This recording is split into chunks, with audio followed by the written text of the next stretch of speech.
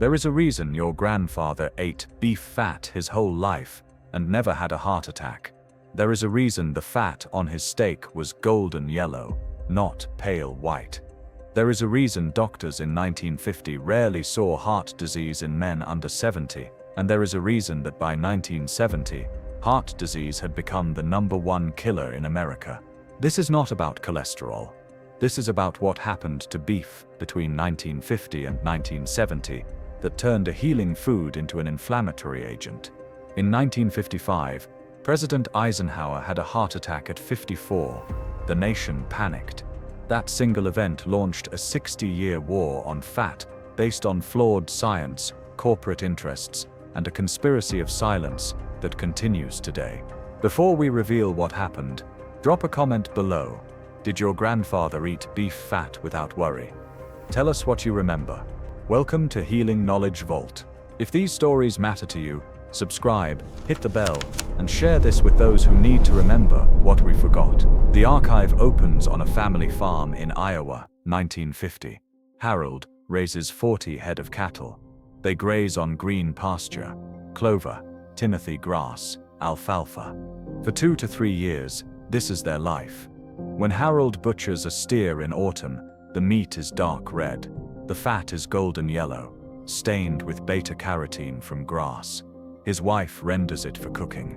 When she fries potatoes, the kitchen fills with a smell that makes neighbors stop.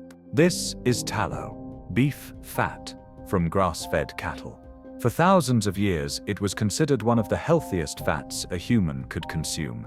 Harold's family eats beef 3-4 times a week. They cook everything in tallow. Harold is 68. He has never had a heart problem. His father lived to 82. Then, everything changed. In 1960, cattle were moved off pasture into feedlots. Confined animal feeding operations, thousands of cattle packed into dirt pens, fed corn, soybeans, and grain byproducts. The justification was efficiency. Grass-fed cattle took 2 to 3 years. Grain-fed reached market weight in 14 months. The USDA supported it.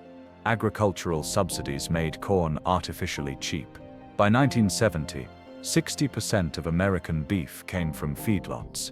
By 1985, 90%. But something invisible was happening inside those cattle. When a cow eats grass, its body produces conjugated linoleic acid, CLA. This compound is one of the most powerful anti-inflammatory substances in nature. Studies from the Journal of Dairy Science found grass-fed beef contains 3 to 5 times more CLA than grain-fed. CLA reduces inflammation, improves insulin sensitivity, and protects against cancer. Research from Mayo Clinic showed it inhibits cancer cell growth and supports immune function. Grass-fed beef also contains balanced omega ratios, 2 to 1, sometimes 1 to 1. This balance is critical because omega-3s are anti-inflammatory. They cool the body, protect blood vessels, reduce heart disease risk. When a cow eats grain, everything changes. Corn and soybeans are loaded with omega-6 fatty acids. The cow stores these in its tissues. By slaughter, the ratio flips from 2 to 1 to 20 to 1. Some studies measured 30 to 1. CLA drops 80%. Beta-carotene disappears. Vitamin E falls by half. What remains is pale white fat that behaves like an inflammatory toxin. The USDA knew this. Internal research documented the nutritional collapse, but that information stayed in agricultural journals and corporate files. Then came the war on fat. In 1977, USDA released its first dietary guidelines. Based on Anshel Keys's research, these guidelines told Americans to avoid saturated fat, eat less red meat, avoid butter, replace it with vegetable oils and margarine. The problem? Keys cherry-picked his data. His 7 countries study ignored countries that contradicted his hypothesis. France, Switzerland, West Germany had high saturated fat intake and low heart disease. He left them out. The American Heart Association endorsed the guidelines. Doctors told patients to avoid beef fat. The margarine industry exploded. Seed oil consumption, corn oil, soybean oil, canola oil skyrocketed. These oils are 50% omega-6 fatty acids, chemically extracted, bleached, and deodorized. By 1980, heart disease rates hit all-time highs. Obesity rates began exponential climbs. Type 2 diabetes surged, and the medical establishment blamed saturated fat. But grass-fed beef fat contains stearic acid, a saturated fat the liver converts into oleic acid, the same heart-healthy fat in olive oil. Grain-fed beef contains higher palmitic acid, which does raise LDL cholesterol. If this is connecting dots you've tried to understand for decades, hit that like button. Meanwhile, the pharmaceutical industry developed statins, Lipitor, Crestor, Socor. By 2000, statins became the most prescribed medication class in America, worth $30 billion annually. The pattern is perfect. Agricultural subsidies made grain cheap. Feedlots fattened cattle on grain. Beef nutrition collapsed. USDA blamed all saturated fat. Seed oil companies profited. Doctors prescribed statins. Pharmaceutical companies built empires. No one connected the timeline. Between 1960 and 1975, grass-fed beef disappeared.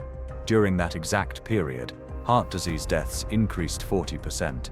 The Framingham Heart Study showed a paradox. As saturated fat consumption decreased and seed oil increased, heart disease went up, not down. Studies from New Zealand and Australia, where grass-fed beef remained common, showed significantly lower heart disease despite high beef consumption. A 2010 review in Nutrition Journal was clear. Grass-fed beef, with high CLA, balanced omega ratios, and rich nutrients, was associated with reduced cardiovascular risk. Grain-fed beef, loaded with omega-6 and stripped of protection, was associated with increased inflammation. Your grandfather knew nothing about CLA, but he knew beef fat from his cattle looked different, smelled different, tasted different. It was golden, not white. And his family stayed healthy. That knowledge was passed through generations and systematically erased by an industrial system, prioritizing profit over nourishment. Today, grass-fed beef is returning. Small ranchers are finishing cattle on pasture. Their customers, who spent decades avoiding beef fat, are discovering something remarkable. They feel better. Inflammation drops, energy improves, cholesterol ratios improve. If you want beef that heals instead of harms, find grass-fed, grass-finished beef. Not grain-finished, 100% grass-fed. Check farmers' markets or online sources. Yes, it costs more, but the nutritional difference is profound. If grass-fed isn't available, reduce beef consumption and replace with wild-caught fish or pasture-raised chicken, and eliminate seed oils entirely. Soybean oil, corn oil, canola oil are the real culprits.